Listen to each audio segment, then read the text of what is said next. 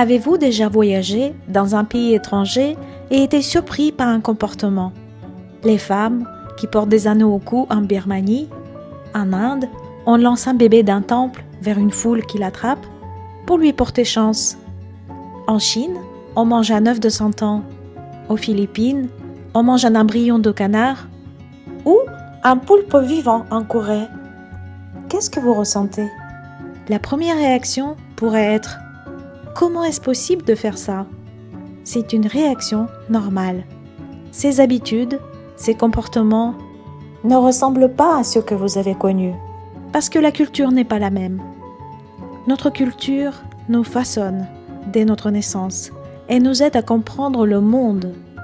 C'est un peu comme un filtre invisible à travers lequel nous percevons tout. Que se passe-t-il quand nos mondes se croisent? Comment on réagit face à l'inattendu? On peut se sentir mal à l'aise, car on ne sait pas comment réagir.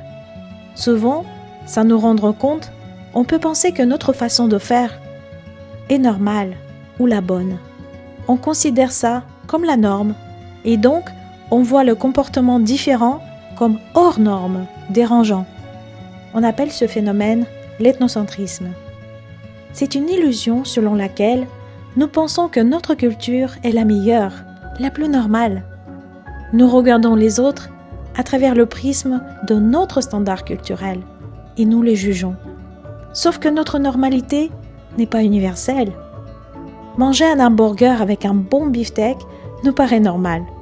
Mais imaginez un touriste de l'Inde qui vient en France et nous regarde le manger avec des yeux choqués. La vache est sacrée en Inde. Beaucoup ne mangent pas de bœuf. Il s'agit d'une valeur religieuse.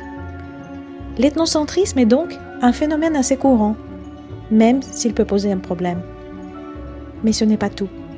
L'ethnocentrisme ouvre la porte à des stéréotypes et des préjugés. Les stéréotypes sont des idées préconçues sur une culture. Les Australiens sont tous des surfeurs. Les Français sont tous arrogants. Les Japonais sont tous timides. Ces idées sont souvent fausses et simplifiées, des clichés réducteurs. Ils ne montrent qu'une facette de la réalité, parce que dans chaque culture, il y a une diversité de comportements et de personnalités. Les stéréotypes peuvent créer des malentendus.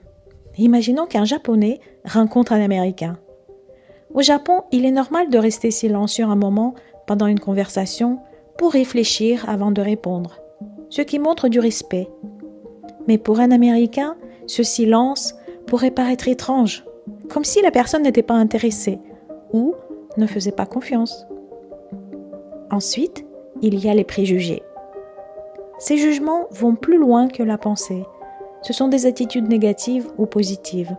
Par exemple, on pense que tous les Français sont romantiques, l'attitude sera donc « j'adore les Français ». C'est un préjugé positif.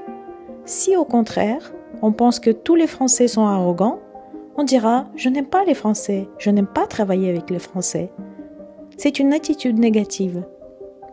Les préjugés et les stéréotypes sont souvent transmis dans notre société par les médias. Eux deviennent le synonyme de quelque chose d'inhabituel, de peur, de frustration. Ce sont des barrières invisibles qui déforment ce que nous voyons. Ils séparent les gens et empêchent de vrais échanges. Mais il y a une autre façon de voir les choses. Au lieu de dire c'est bizarre, on pourrait demander pourquoi? Pourquoi un certain plat? Pourquoi cette musique? Pourquoi ces vêtements? Et si cette différence n'était qu'une autre manière de voir le monde, de le comprendre, d'y vivre? Et souvent, quand on fait cet effort, la différence devient une richesse. Ce que nous avons d'abord jugé étrange devient une partie d'une histoire plus grande, plus belle. Ça nous aide à découvrir et nous rapprocher des autres. Alors, la prochaine fois que vous serez confronté à l'inconnu, souvenez-vous, la culture est comme un filtre, elle façonne tout ce que nous voyons, entendons et ressentons. Apprenons à regarder avec les yeux de l'autre. Car en réalité, la vraie beauté se trouve dans nos différences. Merci d'avoir regardé. Si cette vidéo t'a aidé, n'hésite pas à mettre un like et t'abonner pour plus d'aventures culturelles.